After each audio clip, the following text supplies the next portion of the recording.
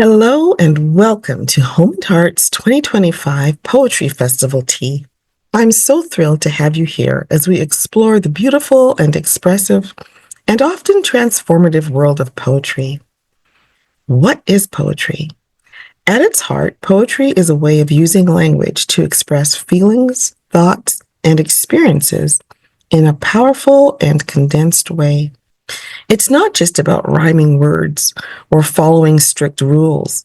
It's about playing with language to create something meaningful. Poetry often speaks to the emotions, painting vivid pictures in our minds, or evoking a memory, a sensation, or even a question that lingers long after we've read or heard it. Poetry is as diverse as the people who create it. It can be as structured as a Shakespearean sonnet or as free and unbound as modern free verse.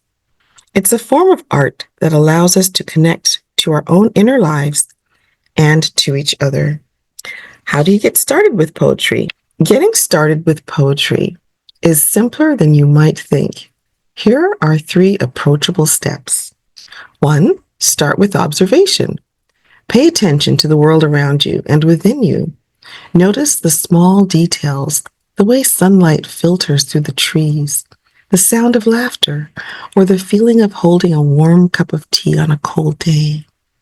Poetry often begins with noticing something ordinary and seeing it in an extraordinary way. 2. Put pen to paper. Don't worry about writing the right words or following a specific structure. Just write what comes to mind. It can be a single word, a phrase, or even a question. Remember, poetry is about expression, not perfection. 3. Experiment and play. Try different forms and styles. You can start with something simple like a haiku, which follows a 5-7-5 syllable pattern, or free verse, which has no rules. Use metaphors to compare things in unexpected ways, or play with alliteration to create rhythm. Don't be afraid to let your creativity flow. Why poetry matters? Poetry matters because it gives us a way to connect to ourselves, to each other, and to the world. It helps us find meaning in our experiences, whether joyful or painful, and can even offer us a sense of healing and wholeness. Through poetry, we can share our unique voices while also finding common ground with others. As we dive into today's festival, remember this: there's no wrong way to approach poetry. It's a deeply personal and subjective art form.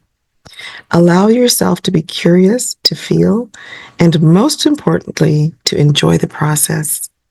Thank you for being here and for opening your heart to poetry. Let's celebrate the beauty of words together.